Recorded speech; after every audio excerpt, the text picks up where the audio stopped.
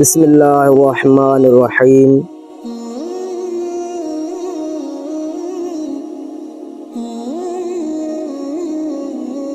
السلام علیکم، کروڑوں درود السلام نبی آخر الزمان صلی اللہ تعالیٰ علیہ وسلم پر، جو تمام جہانوں کے لیے رحمت للعالمین ہے۔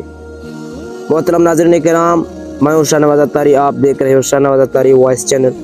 مزید اس طرح کے دلچسپ بیانات و واقعات کے لیے میرے یوٹیوب چینل کو سبسکرائب کریں اور بیل آئیکن کو دبائیں تاکہ اس طرح کے دلچسپ بیانات و واقعات آپ کو سب سے پہلے مل سکیں، اور ثواب کی نیت سے اس ویڈیو کو آگے شیئر کریں تاکہ دوسرے مسلمان بھی مستفید ہو سکیں۔ محترم ناظرین کرام، ایک مرتبہ حضرت خضر علیہ السلام دریا کنارے بیٹھے تھے کہ اتنے میں کسی سائل نے آ کر ان سے سوال کیا کہ میں آپ سے اللہ کے واسطے سوال کرتا ہوں، مجھے عنایت فرمائیے۔ یہ سن کر حضرت خضر علیہ السلام پر بے ہوشی طاری ہو گئی۔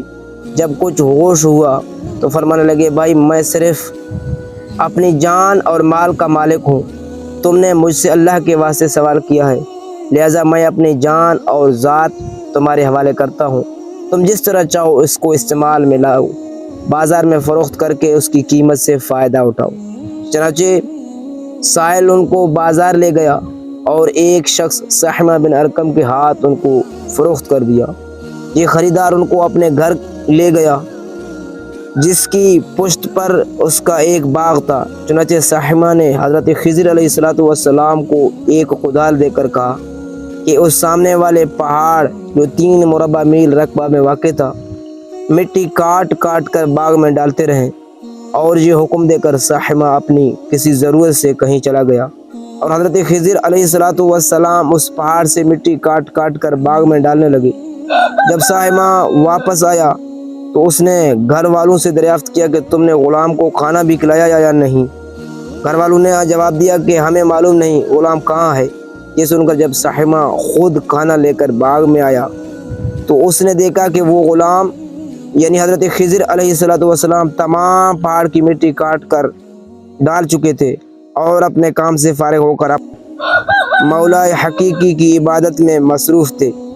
یہ دیکھ کر سحمہ کو بڑا تعجب ہوا اور اس نے دریافت کیا کہ یہ تو بتائیے کہ آپ کون ہیں؟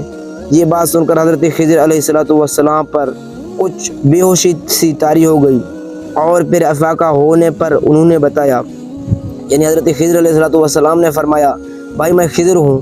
جس کو سن کر سحمہ کے ہوش اڑ گئے کہ تو نے یہ کیا کیا؟ ان کو غلام بنا کر ایسے کام پر لگایا، یہ تو انتہائی گستاخی ہوئی۔ پھر ہوش آنے پر سحمہ نے توبہ کی اور پروردگار سے عذر خواہی کے ساتھ حضرت خضر علیہ السلام کو آزاد کر دیا، اور جناب باری میں عرض کیا کہ اے اللہ العالمین، مجھ سے اس کا مواخذہ نہ فرمائیے کیونکہ میں ان کو جانتا نہیں تھا۔ اس کے بعد حضرت خضر علیہ السلام نے دعا فرمائی اور سجدہ شکر بجا لائے کہ اے میرے پروردگار، میں تیرے ہی حق میں غلام بنا اور تیرے ہی حق میں آزاد ہوا، اس پر تیرا شکر گزار ہوں۔ بعد ازاں واپسی کی اجازت لے کر جب دریا پر واپس آئے تو دیکھا کہ ایک شخص گڑ گڑا کر دعا مانگ رہا ہے کہ اے میرے رب، حضرت خضر علیہ السلام کو غلامی سے رہائی عطا فرما دے اور ان کی توبہ قبول فرما لے۔ حضرت خضر علیہ السلام نے یہ دیکھ کر اس شخص سے دریافت کیا کہ آخر تو کون ہے؟ تو اس شخص نے بتایا کہ میں تو شازون ہوں۔ آپ کون ہیں؟ انہوں نے فرمایا کہ میں خضر ہوں۔ اس کے بعد شازون نے کہا کہ اے خضر، تم نے اپنے لیے رہنے کا مکان بنا کر دنیا طلب کی ہے، کیونکہ حضرت خضر علیہ السلام کا دریا کے کنارے پر ایک عبادت خانہ تھا۔ بس یہ سن کر وہ فوراً میدان میں نکل آئے اور وہی اللہ کی عبادت میں مصروف ہو گئے۔ اس کے بعد حضرت خضر علیہ السلام نے اسی جگہ ایک درخت لگایا اور اس کے سایہ میں عبادت شروع کی تو آواز آئی، اے خضر، جب تو نے درخت کے سائے میں سجدہ کیا تو تو نے دنیا کو آخرت پر ترجیح دی۔ مجھے اپنی عزت و جلال کی قسم ہے، مجھے دنیا کی محبت میں رضامندی نہیں ہے۔ اس کے بعد حضرت خضر علیہ السلام نے شازون فرشتہ سے کہا کہ اے شازون، دعا کرو کہ اللہ تعالیٰ میری توبہ قبول فرمائے۔ چنانچہ شازون نے دعا کی اور اللہ تعالیٰ نے شازون کی برکت سے حضرت خضر علیہ السلام کی توبہ قبول فرمائی۔ محترم ناظرین کرام، اس واقعے سے ہمیں یہ سبق ملتا ہے کہ خدا کے برگزیدہ بندے اسی حالت میں راضی رہتے ہیں جو اللہ تعالیٰ کو منظور ہو۔